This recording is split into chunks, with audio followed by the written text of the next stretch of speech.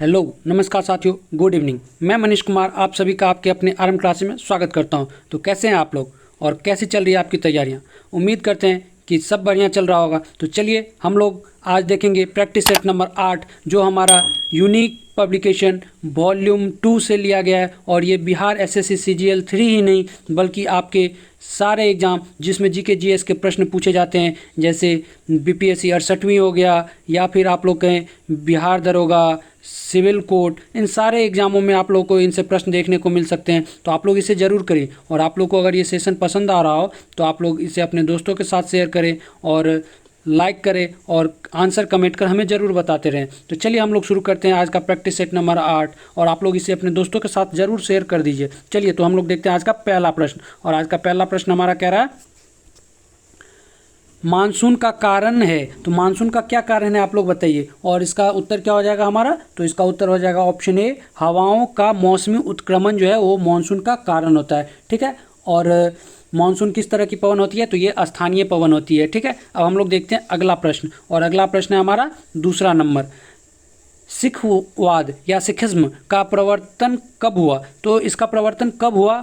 ठीक है। तो इसका सही उत्तर क्या हो जाएगा आपका? ऑप्शन बी, 15वीं शताब्दी में जो है सिखिज्म या सिखवाद का प्रवर्तन हुआ। ठीक है। और आप लोग कह सकते हैं कि इसके संस्थापक कौन थे? तो सिख धर्म के संस्थापक जो हैं वो गुरु नानक देव को माना जाता है। और गुरु नानक देव का जन्म जो हुआ था वो आप लोग कह सकते हैं 1469 ईस्वी में। और कहाँ हुआ था? तो ननकाना साहिब में हुआ था। ठीक है। और इसके अंतिम गुरु कौन है? तो सिख के अंतिम गुरु जो हैं गुरु गोविंद सिंह, जो कि 10वें नंबर के गुरु हैं। इनका जन्म जो है पटना में हुआ था। और इनके द्वारा जो है एक लड़ाकू संगठन जिसका नाम है खालसा, इसकी स्थापना किया गया था कब? तो 1699 में। ठीक है। तो आप लोग इसे जरूर याद रखिएगा। अब हम लोग देखते हैं अगला प्रश्न। और अगला प्रश्न हमारा 3 नंबर, राष्ट्रपति का रिक्त पद कितने समय में भरा जा सकता है? तो राष्ट्रपति का रिक्त पद कितने समय में भरा जा सकता है? तो देखिए, एक तो राष्ट्रपति का पद जो है कभी रिक्त नहीं होता, लेकिन अगर राष्ट्रपति की गैरहाजिरी होती है या आकस्मिक मृत्यु हो जाती है, किसी कारणवश उनका पद जो है रिक्त हो जाता है, तो कितने समय में भरा जा सकता है? तो इसका सही उत्तर तो हो जाएगा आपका ऑप्शन सी, 6 महीने में। लेकिन उनके पद पे जो है तत्कालीन क्या होते हैं? तो कार्यवाहक राष्ट्रपति के रूप में पद संभाल लेते हैं। कौन? तो उपराष्ट्रपति। अगर उपराष्ट्रपति भी उपस्थित नहीं है तो कौन संभालते हैं? तो भारत के मुख्य न्यायाधीश। अगर वो भी उपस्थित नहीं है तो भारत के क्या कर सकते हैं आप लोग? तो सुप्रीम कोर्ट के वरिष्ठ न्यायाधीश के द्वारा जो है क्या किया जाता है? तो इनका पद संभाल लिया जाता है। तो ये पद कभी खाली नहीं रहता। लेकिन कार्यवाहक पद जो है मैक्सिमम 6 महीने तक ही रह सकते हैं। इसके अंदर ही आपको राष्ट्रपति का चुनाव कराना पड़ता है। और इसकी जो है विवरण हमें किस में मिलती है? तो अनुच्छेद 62 से हमें ये मिलता है। ठीक है। अब हम लोग देखते हैं अगला प्रश्न। और अगला प्रश्न है हमारा 4 नंबर। और चौथा नंबर प्रश्न करा द लैंड ऑफ गोल्ड स्वर्ण प्रदेश के नाम से प्रसिद्ध अफ्रीकी राज्य था। तो किस प्रदेश को जो है वो द लैंड ऑफ गोल्ड के नाम से हम लोग जानते हैं? तो इसका सही उत्तर हो जाएगा आपका ऑप्शन बी, घाना को। और घाना जो है अफ्रीकी महादेश में पड़ने वाला एक देश है। ठीक है। अब हम लोग देखते हैं अगला प्रश्न। और अगला प्रश्न है हमारा 5 नंबर, अंतर्राष्ट्रीय वित्त निगम निम्नलिखित में से किससे संबंधित है? तो अंतर्राष्ट्रीय वित्त निगम जो है किससे संबंधित है? तो इसका सही उत्तर हो जाएगा ऑप्शन बी, IBRD से संबंधित है अंतर्राष्ट्रीय वित्त निगम।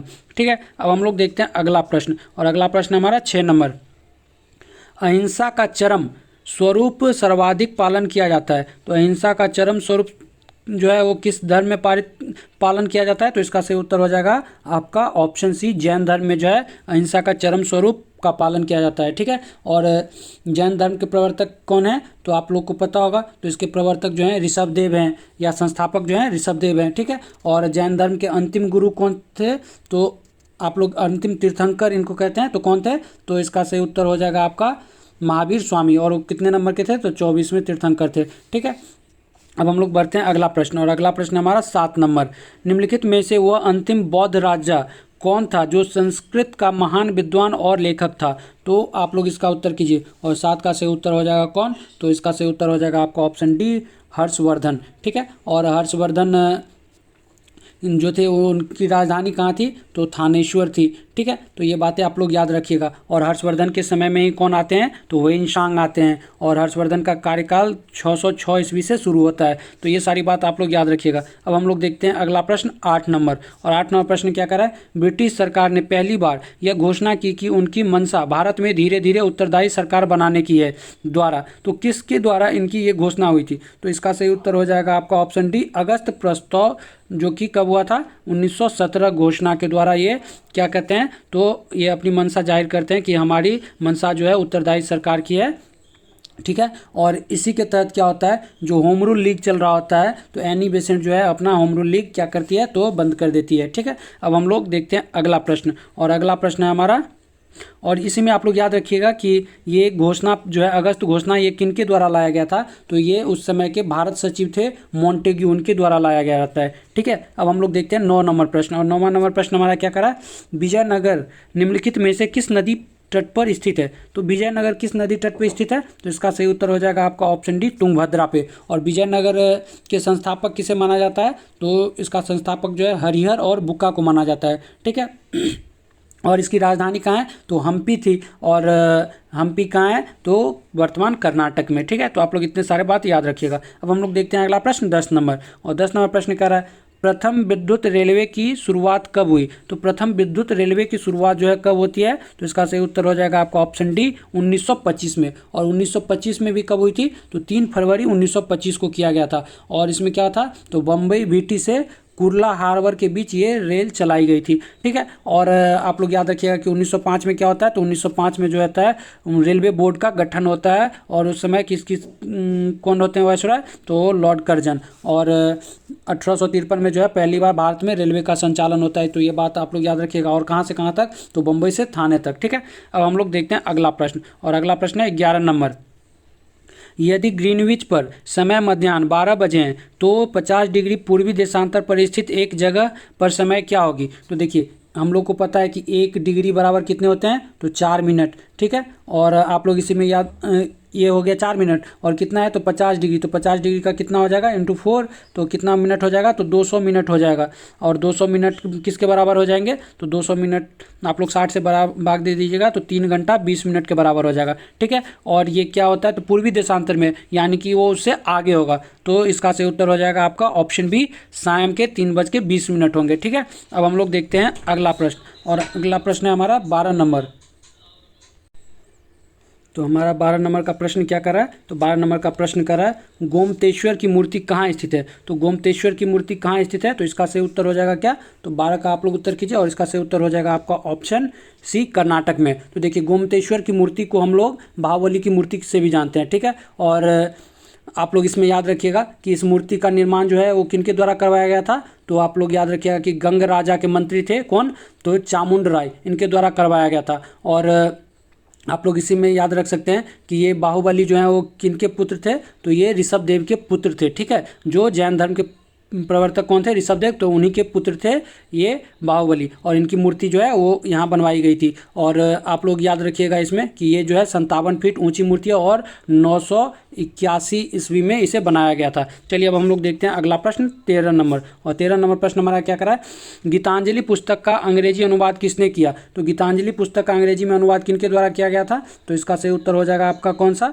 तो ऑप्शन ए, रविन्द्रनाथ टैगोर के द्वारा ही किया गया था। और गीतांजलि जो है रविन्द्रनाथ टैगोर की ही क्या है, तो रचना है, और इन्हीं के द्वारा इनका अंग्रेजी में भी अनुवाद किया गया था। और आप लोग याद रख सकते हैं कि रविन्द्रनाथ टैगोर को इसी गीतांजलि के लिए 1913 में जो है क्या होता है, तो नोबेल पुरस्कार दिया जाता है, और ये एशिया के पहले ऐसे व्यक्ति होते हैं जो नोबेल पुरस्कार प्राप्त करते हैं। अब हम लोग देखते हैं अगला प्रश्न 14 नंबर, और 14 नंबर प्रश्न क्या कर रहा है, राज्य के प्रमुख आवश्यक तत्व कितने हैं, तो राज्य के प्रमुख आवश्यक तत्व कितने, आप लोग उत्तर कीजिए, और इसका सही उत्तर क्या हो जाएगा, तो 14 का सही उत्तर हो जाएगा आपका ऑप्शन बी, जो हो जाएगा सही उत्तर हो जाएगा 4 होते हैं। और ये किनके द्वारा कहा गया है, तो गार्नर के द्वारा कहा गया। और कौन कौन सा बताया गया है इनके तत्व, तो भूमि, जनसंख्या, सरकार और संप्रभुता। चलिए अब हम लोग देखते हैं अगला प्रश्न 15 नंबर, और 15 नंबर प्रश्न क्या करा, चीनी तीर्थयात्री वेइनसांग ने भारत का भ्रमण किया, तो चीनी तीर्थयात्री वेइनसांग ने भारत का भ्रमण कब किया था, तो मैंने अभी आप लोग को बताया था, तो इसका सही उत्तर क्या हो जाएगा आपका ऑप्शन सी,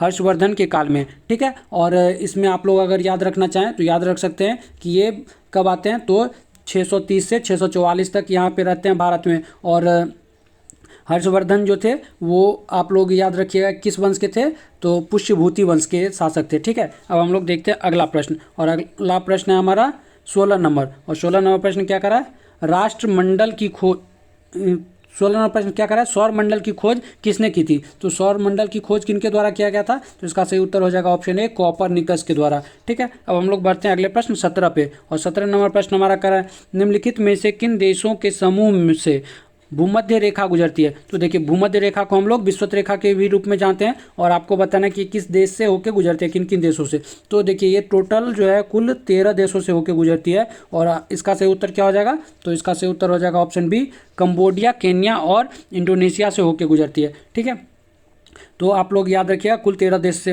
जाती है। अब हम लोग देखते हैं अगला प्रश्न 18 नंबर। और 18 नंबर प्रश्न हमारा क्या कर रहा है? तो आप लोग इसका उत्तर कीजिएगा। और 18 नंबर प्रश्न कर रहा है, नीचे दी गई प्रमुख घटनाओं का सही तिथि क्रम क्या है? तो सही तिथि क्रम आप लोग से पूछा जा रहा है, और इसका आप लोग उत्तर कीजिए। और ये क्या कह रहा है?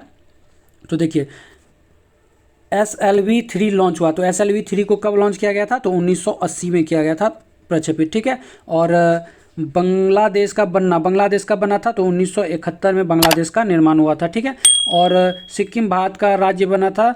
तो सिक्किम भारत का राज्य कब बनता है? तो इसका सही उत्तर हो जाएगा 1975 में सिक्किम भारत का राज्य बनता है। ठीक है, और पोखरण 1 परीक्षण हुआ। तो पोखरण 1 कब होता है? तो ये 1974 में पोखरण 1 का परीक्षण होता है। तो देखिए, हमारा उत्तर क्या बन रहा है? तो 2, 4, 3, 1। तो देखिए, 2, 4, 3, 1 ऑप्शन ए हमारा सही उत्तर है। ठीक है, अब हम लोग देखते हैं अगला प्रश्न। और अगला प्रश्न हमारा 19 नंबर। और 19 नंबर प्रश्न क्या करा है? किस अधिनियम द्वारा कंपनी अधिनियम समाप्त किया गया? तो किस अधिनियम के द्वारा कंपनी अधिनियम को समाप्त कर दिया गया, या कंपनी की सत्ता को समाप्त कर दिया गया? तो इसका सही उत्तर हो जाएगा आपका ऑप्शन बी, 1858 के अधिनियम के द्वारा। ठीक है, अब हम लोग बढ़ते हैं अगले प्रश्न की तरफ। और अगला प्रश्न हमारा 20 नंबर। रेलवे बोर्ड का अध्यक्ष किसके सचिव के रूप में कार्य करता है? तो रेलवे बोर्ड का अध्यक्ष जो है किसके सचिव के रूप में कार्य करते हैं? तो इसका सही उत्तर हो जाएगा आपका ऑप्शन सी, रेल मंत्री के सचिव के रूप में कार्य करते हैं। अब हम लोग देखते हैं अगला प्रश्न 21 नंबर। बांग्लादेश से भारत का कौन सा राज्य सटा नहीं है? तो आप लोग इसका उत्तर कीजिए कि बांग्लादेश से भारत का कौन सा राज्य नहीं सटा है। तो इसका सही उत्तर हो जाएगा आपका ऑप्शन ए, मणिपुर। और मणिपुर जो है अपनी सीमा साझा किससे करती है? तो म्यांमार से करती है। ठीक है, और बांग्लादेश से भारत के कुल 5 राज्य जो हैं सीमा साझा करते हैं, जिसमें कौन कौन से हैं? तो मेघालय है, पश्चिम बंगाल है, त्रिपुरा है। ठीक है, और कौन है? तो असम है, और कौन है? तो मिजोरम है। तो ये 5 राज्य जो हैं सीमा साझा करते हैं। अब हम लोग बढ़ते हैं अगले प्रश्न। और अगला प्रश्न हमारा 22 नंबर। किसमें लगभग 100 गुफाएं हैं? तो 100 गुफाएं किसमें हैं? तो आप लोग इसका उत्तर कीजिए। और इसका उत्तर क्या हो जाएगा? ऑप्शन सी, कन्हेरी में जो है वो 100 गुफा है। और ये कन्हेरी कहाँ है? तो ये कन्हेरी जो है वो महाराष्ट्र में पड़ता है। ठीक है, और आप लोग को पता होगा कि अजंता में कितने गुफा हैं? तो अजंता में जो है 29 गुफा है, और एलोरा में कितने हैं? तो 34 हैं। ठीक है, चलिए अब हम लोग देखते हैं अगला प्रश्न। और अगला प्रश्न हमारा 23 नंबर। लोक लेखा समिति अपनी वार्षिक रिपोर्ट किसे पेश करती है? तो लोक लेखा समिति अपनी वार्षिक रिपोर्ट किसे प्रस्तुत करती है? तो इसका सही उत्तर क्या हो जाएगा? Option D. इस 23 का उत्तर क्या हो जाएगा हमारा? तो 23 का उत्तर हो जाएगा आपका ऑप्शन डी, लोकसभा अध्यक्ष को जो है ये अपनी रिपोर्ट प्रस्तुत करते हैं। और इसमें कुल कितने सदस्य होते हैं? तो लोक लेखा समिति में कुल 22 सदस्य होते हैं, जिसमें से 15 जो हैं वो लोकसभा के और 7 जो हैं वो राज्यसभा के होते हैं। ठीक है, अब हम लोग देखते हैं अगला प्रश्न। और अगला प्रश्न हमारा 24 नंबर। भारत तथा चीन के बीच सीमा बनाने वाली रेखा है। तो भारत और चीन के बीच जो रेखा बनती है उसको क्या कहते हैं? तो इसका सही उत्तर हो जाएगा ऑप्शन बी, मैकमोहन रेखा। ठीक है, वहीं अगर बात करें रेड क्लिफ रेखा की, तो रेड क्लिफ रेखा जो है भारत और पाकिस्तान के बीच है। और डूरंड रेखा जो है किसके बीच है? तो डूरंड रेखा जो है पाकिस्तान और अफगानिस्तान के बीच है। ठीक है, अब हम लोग देखते हैं अगला प्रश्न 25 नंबर। और 25 नंबर प्रश्न कह रहा है, निम्नलिखित में से संसद का अंग है। तो आप लोग इसका उत्तर कीजिए कि कौन संसद का अंग है? तो इसका सही उत्तर हो जाएगा आपका ऑप्शन डी, लोकसभा, राज्यसभा और राष्ट्रपति तीनों जो होते हैं वो संसद के अंग होते हैं। ठीक है, अब हम लोग बढ़ते हैं अगले प्रश्न। और अगला प्रश्न है हमारा 26 नंबर। और 26 नंबर प्रश्न क्या कर रहा है? जनजातियों को इंगित करने के लिए पहली बार आदिवासी शब्द का प्रयोग किसके द्वारा किया गया था? तो आदिवासी शब्द का पहली बार प्रयोग किसके द्वारा किया गया था? तो इसका सही उत्तर हो जाएगा आपका ऑप्शन डी, ठक्कर बाबा के द्वारा। ठीक है, और ठक्कर बाबा को जो है 1932 में क्या किया जाता है? तो महात्मा गांधी द्वारा जो हरिजन सेवक संघ की स्थापना की जाती है उसका महासचिव भी बनाया जाता है। चलिए अब हम लोग देखते हैं अगला प्रश्न। और अगला प्रश्न है हमारा 27 नंबर। निम्नलिखित में से कौन सी घटना पहले घटी थी? तो आप लोग इसका उत्तर कीजिए कि कौन सी घटना पहले घटी थी। तो अल्बर्ट आइंस्टाइन ने सामान्य अपेक्षितता का सिद्धांत प्रस्तुत किया। तो इनके द्वारा कब प्रस्तुत किया गया था ये? तो आप लोग याद रखिएगा 1915 में। ठीक है, और मैक्स प्लांक ने क्वांटम सिद्धांत का प्रतिपादन कब किया था? तो ये 1900 ईस्वी में करते हैं। और जी मार्कोनी ने 1896 में क्या करते हैं? तो इनके द्वारा जो है वो रेडियो या वायरलेस टेलीग्राम का जो है आविष्कार किया जाता है। ये मार्कोनी ने प्रथम बेतार सिग्नल भेजा, ये कब करते हैं? तो 1896 में। तो इसका उत्तर हमारा क्या हो जाएगा?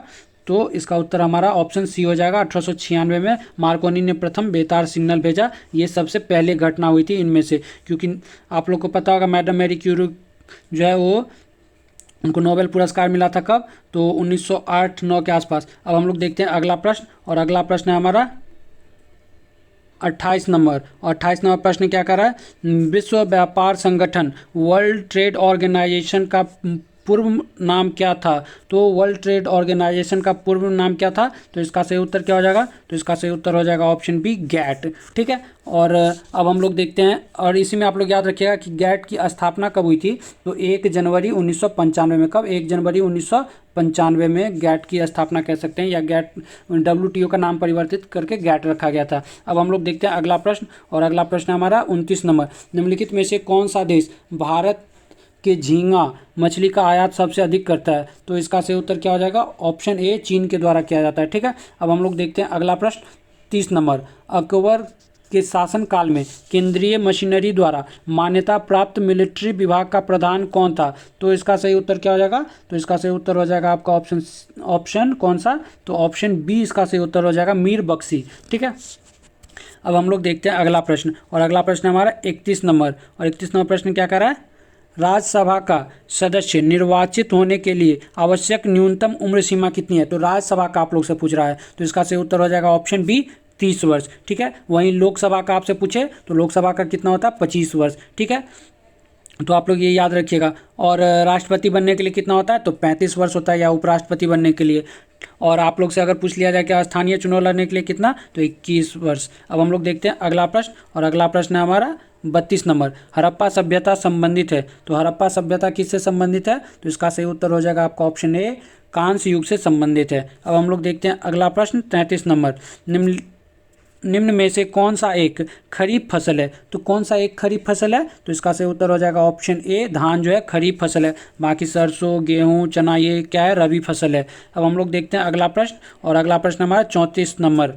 क्या कर रहा है? वंदे मातरम गीत की रचना निम्नलिखित में से किसने किया था? तो वंदे मातरम गीत की रचना किनके द्वारा की गई थी? तो इसका सही उत्तर हो जाएगा ऑप्शन सी, बंकिम चंद्र चटर्जी। और इनके द्वारा जो वंदे मातरम गीत की रचना की गई थी वो कहाँ से लिया गया है? तो इनके द्वारा जो रचना है आनंद मठ, उसी से लिया गया वंदे मातरम। ठीक है। और आप लोग याद रखिएगा कि वंदे मातरम पहली बार कहाँ गाया गया था? तो भारतीय राष्ट्रीय कांग्रेस की अधिवेशन जो हुई थी कब? 1896 में, इसी में गाया गया था वंदे मातरम गीत। ठीक है। और आप लोग याद रखिएगा कि वंदे मातरम में कुल 5 पद हैं, जिसमें से सिर्फ 2 पद को जो है हमारे राष्ट्रीय गीत के रूप में स्वीकार किया गया है। अब हम लोग चलते हैं अगला प्रश्न, और अगला प्रश्न हमारा 35 नंबर। और 35 नंबर प्रश्न कह रहा है, वर्ष 1857 में मेरठ में प्रथम सिपाही विद्रोह की आग किस दिन भर की थी? तो इसका सही उत्तर क्या हो जाएगा? तो 35 का सही उत्तर हो जाएगा आपका ऑप्शन ए, 10 मई को। अब हम लोग देखते हैं अगला प्रश्न 36 नंबर। और 36 नंबर प्रश्न कर रहा है,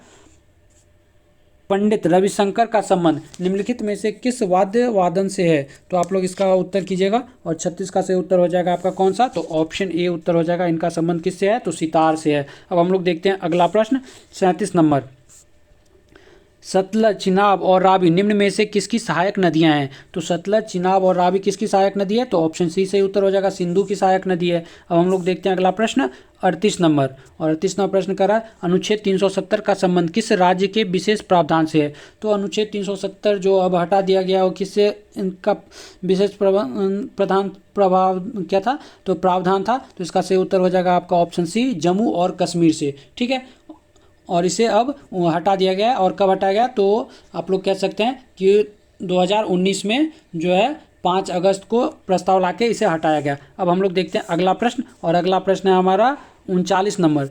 स्वेज नौ परिवहन नहर भूमध्य सागर को के साथ जोड़ता है। तो स्वेज नहर जो है वो भूमध्य सागर को किससे जोड़ता है? आप लोग से पूछा जा रहा है। और इसका सही उत्तर क्या हो जाएगा? तो इसका सही उत्तर हो जाएगा आपका ऑप्शन डी, लाल सागर से जोड़ता है। ठीक है। अब बढ़ते हैं हम लोग अगले प्रश्न की तरफ। और अगला प्रश्न हमारा 40 नंबर। जातक पवित्र ग्रंथ है। तो जातक पवित्र ग्रंथ किस धर्म से संबंधित है? तो इसका सही उत्तर हो जाएगा आपका ऑप्शन सी, बौद्ध धर्म से। ठीक है, और ये इसमें क्या है? तो इसमें आप लोग कह सकते हैं कि ये एक धार्मिक पुस्तक है जो पाली भाषा में लिखी गई है। ठीक है, और इसमें जो है गौतम बुद्ध के पूर्व जन्म की कहानियां हैं। चलिए अब हम लोग देखते हैं अगला प्रश्न, और अगला प्रश्न है हमारा 41 नंबर। और 41 नंबर प्रश्न क्या कर रहा है? भारत का व्यापारिक संबंध सबसे पहले किस यूरोपीय देश से स्थापित हुए? तो भारत का व्यापारिक संबंध सबसे पहले किससे स्थापित हुआ? तो इसका सही उत्तर हो जाएगा आपका ऑप्शन ए, पुर्तगालियों से। और कौन आते हैं? तो वास्को डी गामा जो है वो भारत पहुँचते हैं अबुल मजीद की मदद से। ठीक है, और वहाँ उनका स्वागत कौन करता है कालीकट पे? तो उस समय के शासक होते हैं जेमोरिन, जो उनका स्वागत करते हैं। अब हम लोग देखते हैं अगला प्रश्न, और अगला प्रश्न है हमारा 42 नंबर। भारत के राष्ट्रपति को पद से कौन हटा सकता है? तो भारत के राष्ट्रपति को पद से कौन हटा सकता है? तो इसका सही उत्तर हो जाएगा आपका ऑप्शन बी, संसद। और ये किसके तहत? तो महाभियोग लगा के जिसकी चर्चा किस में है? तो अनुच्छेद 61 में इसकी चर्चा की गई है। ठीक है, अब हम लोग देखते हैं अगला प्रश्न, और अगला प्रश्न हमारा 43 नंबर। चंद्रगुप्त प्रथम का राज्याभिषेक हुआ था। तो चंद्रगुप्त प्रथम का राज्याभिषेक कहाँ हुआ था? तो इसका सही उत्तर हो जाएगा आपका ऑप्शन डी, पाटलिपुत्र में। ठीक है, और आप लोग याद रख सकते हैं ये कब हुआ था? तो 319 ईस्वी में। और ये किस वंश के थे? तो गुप्त वंश के कह सकते हैं। गुप्त वंश के वास्तविक संस्थापक के रूप में इन्हें जाना जाता है, जबकि गुप्त वंश के संस्थापक के रूप में किसे जाना जाता है? तो श्री गुप्त को। ठीक है, अब हम लोग बढ़ते हैं अगले प्रश्न की तरफ, और अगला प्रश्न है हमारा 44 नंबर। किस शासक ने वैशाली की लिच्छवी राजकुमारी कुमार देवी से विवाह किया था? तो आप लोग इसका उत्तर कीजिए कि वैशाली के जो लिच्छवी थे उनकी राजकुमारी का नाम क्या था? तो कुमार देवी। तो कुमार देवी से कौन शासक शादी करते हैं या विवाह करते हैं? तो इसका सही उत्तर क्या हो जाएगा आपका? ऑप्शन सी जो हो जाएगा, सही उत्तर हो जाएगा चंद्रगुप्त प्रथम ही करते हैं। ठीक है, अब हम लोग चलते हैं अगले प्रश्न, और अगला प्रश्न है हमारा 45 नंबर। चंद्रगुप्त प्रथम ने 320 ईस्वी में महाराजा धीराज की उपाधि धारण की।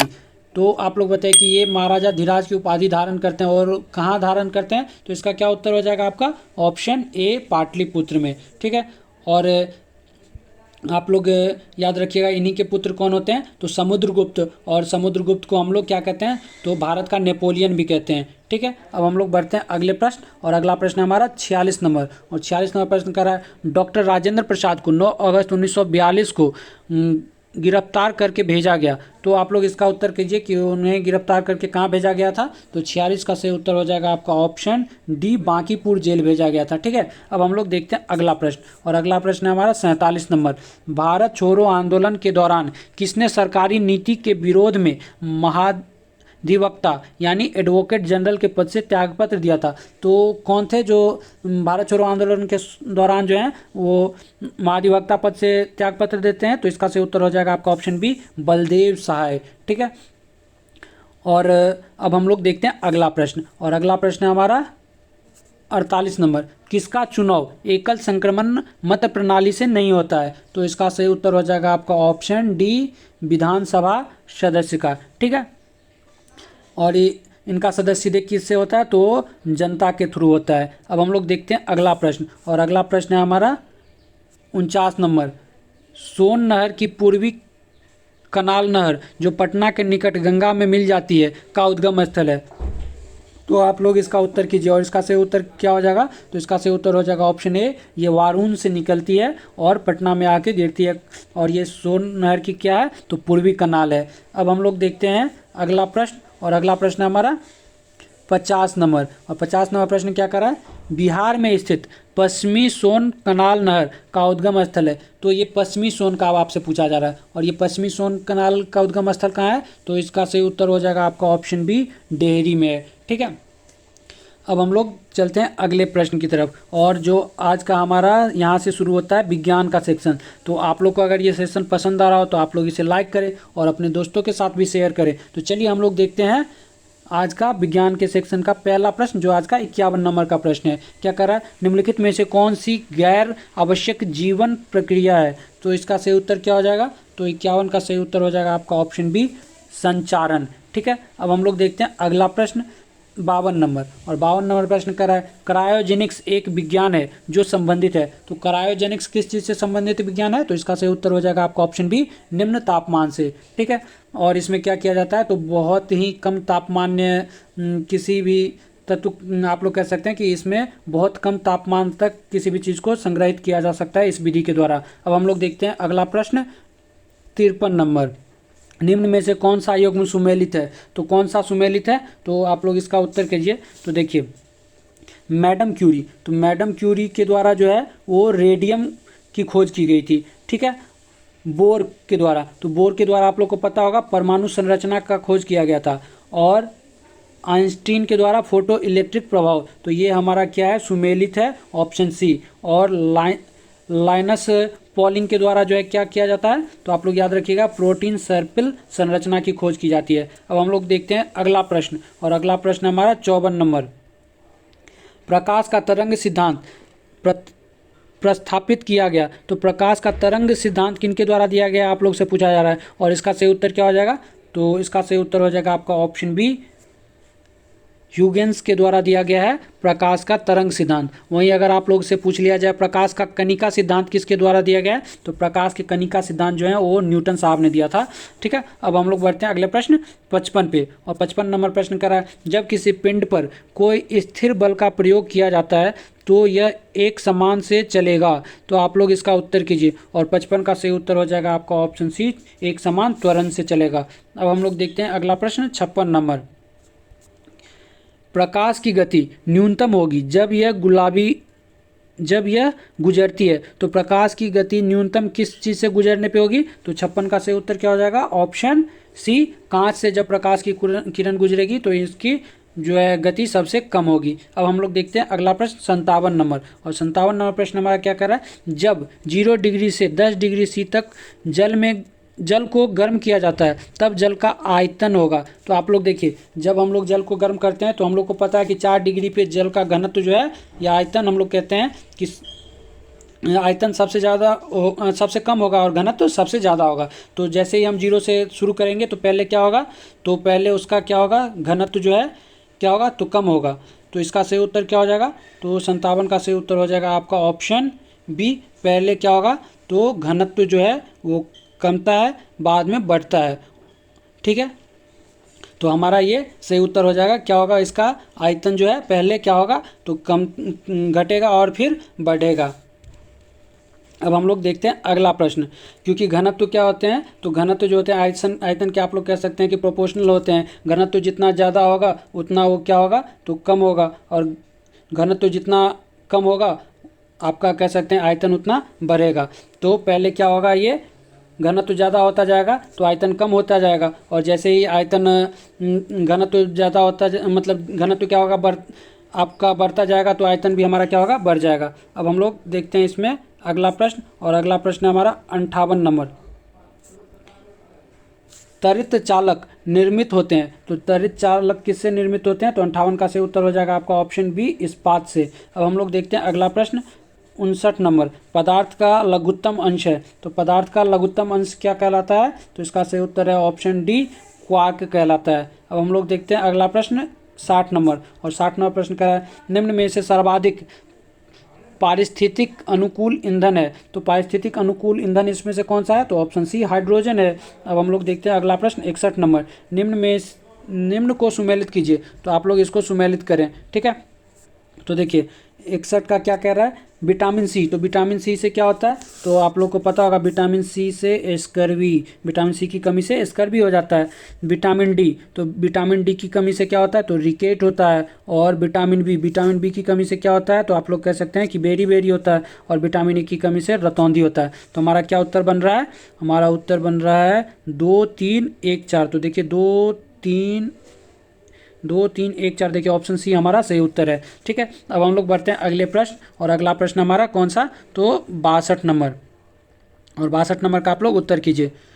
निम्नलिखित में से कौन सा लवण ग्रीन फ्लेम परीक्षण देता है? तो कौन सा लवण जो है वो ग्रीन फ्लेम देगा? तो इसका सही उत्तर क्या हो जाएगा? तो इसका सही उत्तर हो जाएगा आपका ऑप्शन सी, सही उत्तर हो जाएगा BaCl2। ठीक है, वहीं अगर बात करें हम लोग ZnCl2 का, तो जिंक क्लोराइड क्या देगा, तो ब्लू फ्लेम देगा। और NaCl सोडियम क्लोराइड क्या देगा, तो सोडियम क्लोराइड जो देगा NS ये देगा क्या चीज़, तो येलो फ्लेम देगा। और CaCl2 क्या देगा, तो CaCl2 देगा आपका ऑरेंज फ्लेम। ठीक है, तो आप लोग इसे याद रख सकते हैं। अब हम लोग देखते हैं अगला प्रश्न 63 नंबर। यौगिक जिनमें कार्बन पदार्थ द्विबंध होते हैं, तो किसमें कार्बन पदार्थ द्विबंध होते हैं, तो देखिए एल्केन, एल्कीन, एल्केन में क्या होता है, एक बंध होता है, और एल्किन्स में क्या होते हैं, तो द्विबंध होते हैं। तो हमारा उत्तर हो जाएगा ऑप्शन बी, द्विबंध। ठीक है, कहाँ होते हैं, तो एल्किन्स में होते हैं। और इसका फार्मूला क्या होता है, तो CnH2n होता है। ठीक है, अब हम लोग देखते हैं अगला प्रश्न, और अगला प्रश्न हमारा 64 नंबर। माइकोप्लाज्मा विषाणु से भिन्न है क्योंकि यह संवेदनशील है, तो आप लोग बताइए इसका उत्तर। और 64 का सही उत्तर हो जाएगा आपका ऑप्शन डी, टेट्रासाइक्लिन पर। अब हम लोग देखते हैं अगला प्रश्न, और अगला प्रश्न है हमारा 65 नंबर। और 65 नंबर प्रश्न क्या करा है, सापेक्ष परागकण उत्पन्न होते हैं, तो सापेक्ष परागकण कहाँ उत्पन्न होते हैं, तो 65 का उत्तर हो जाएगा क्या, तो 65 का उत्तर हो जाएगा आपका ऑप्शन सी, पाइनस में उत्पन्न होते हैं सापेक्ष परागण। अब हम लोग देखते हैं अगला प्रश्न, और अगला प्रश्न है 66 नंबर। आलू का अग्र शीर्षण किसके द्वारा उत्पन्न होता है, तो अर्ली ब्लाइट जो है, अर्ली ब्लाइट वो कहाँ उत्पन्न होता है, अग्र शीर्षण। तो इसका सही उत्तर क्या हो जाएगा, तो देखिए ये जो है आप लोग कह सकते हैं कि ये एक कवक जनित क्या है, तो रोग है। ठीक है, और ये आलू और टमाटर में होते हैं, और ये कहाँ होते हैं, तो आप लोग इसका उत्तर की क्या हो जाएगा, ऑप्शन ए, अल्टनेरिया। ठीक है, अल्टनेरिया जो है वो आप लोग कह सकते हैं कि क्या है, तो ये एक तरह का कवकजनिक रोग है जो आलू और टमाटर में होते हैं। अब हम लोग देखते हैं अगला प्रश्न 67 नंबर, और 67 नंबर प्रश्न कह रहा है इसकी मुख्य गुहा में रेडुला पाया जाता है, तो किसकी मुख्य गुहा में रेडुला पाया जाता है, तो इसका उत्तर हो जाएगा ऑप्शन ए, स्नेल की रेडुला जो है वो स्नेल की मुख्य गुहा में पाया जाता है। अब हम लोग देखते हैं अगला प्रश्न 68 नंबर, और 68 नंबर प्रश्न कह रहा है लाल को सफ़ेद के साथ क्रॉस करते हैं तो सभी RW वंश गुलाबी होते हैं, यह एक निदर्शन है कि आर जीन। तो इसका सही उत्तर हो जाएगा आर जीन का क्या होगा, ये किस तरह के होंगे, तो ऑप्शन सी सही उत्तर हो जाएगा, अधूरा डोमिनेंट होता है। अब हम लोग देखते हैं अगला प्रश्न, और अगला प्रश्न है हमारा 69 नंबर, और 69 नंबर प्रश्न है ड्रोसोफिला में ज्वाइंट गुणसूत्र मिलते हैं, तो ड्रोसोफिला में ज्वाइंट गुणसूत्र कहाँ मिलते हैं, तो इसका सही उत्तर हो जाएगा आपका ऑप्शन ए, ये लाल नहीं होगा, लार ग्रंथि में। ठीक है, ये लार ग्रंथि में मिलते हैं कौन, तो ज्वाइंट गुणसूत्र ड्रोसोफिला में। अब हम लोग चलते हैं अगले प्रश्न जो आज के सेशन का हमारा अंतिम प्रश्न है, तो आप लोग इसका उत्तर कीजिए। और क्या कह रहा है, स्तनपायी अंडक का बाहरी पारदर्शक परत को कहते हैं, तो बाहरी परत को हम लोग क्या कहते हैं, पारदर्शक परत को। तो इसका सही उत्तर क्या हो जाएगा, तो 70 का सही उत्तर हो जाएगा आपका ऑप्शन बी, जोना पेलुसिडा कहते हैं, जोना पेलुसिडा। तो इसका सही उत्तर हमारा ऑप्शन बी है। तो चलिए दोस्तों, आज का सेशन हम लोग यहीं समाप्त करते हैं। अगर आप लोग को ये पसंद आया हो तो आप लोग इसे लाइक करें, अपने दोस्तों के साथ शेयर करें, और हमारे चैनल को अभी तक सब्सक्राइब नहीं किया तो सब्सक्राइब कर लें, और बेल आइकॉन भी प्रेस कर लें ताकि हमारी नई वीडियो जब भी आए तो आपको नोटिफिकेशन से मिले, और आप उससे भी अपने एग्जाम की तैयारी में एक बेहतर सहयोग ले सके। तो चलिए, आप लोग को अगर इसका PDF चाहिए तो हमारे टेलीग्राम चैनल पर ज्वाइन होकर इसका PDF प्राप्त कर सकते हैं। और आप लोग इसी तरह से जोरों शोरों से पढ़ते रहे और अपना ख्याल रखें। आज के लिए इतना ही, धन्यवाद, जय हिंद।